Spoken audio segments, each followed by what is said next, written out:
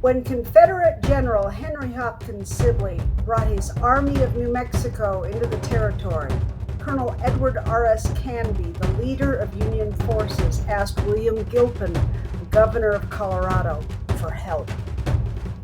Short of funds, Gilpin printed his own banknotes to pay the soldiers. He appointed John Potts Slough, an Ohio lawyer recently arrived in the territory, to lead his volunteers. Slough's second in command, a Methodist minister who declined to serve as chaplain, was John Chivington.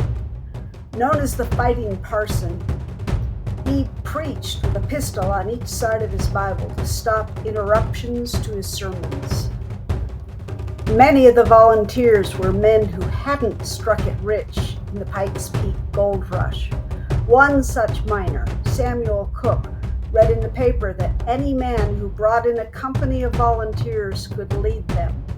Cook plastered the mining field with posters and became the captain of Company F.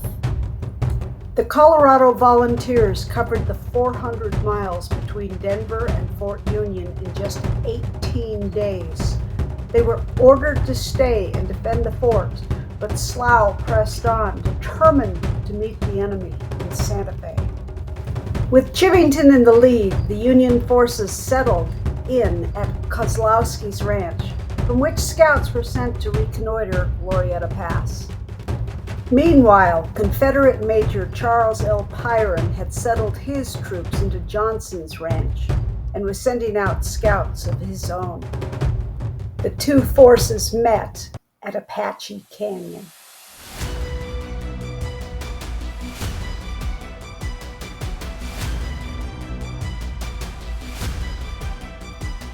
Two days later, William Scurry and John Potts Slough battled at a place called Pigeon's Ranch. Scurry prevailed, but when he returned to Johnson's ranch that evening, he discovered a horrible surprise.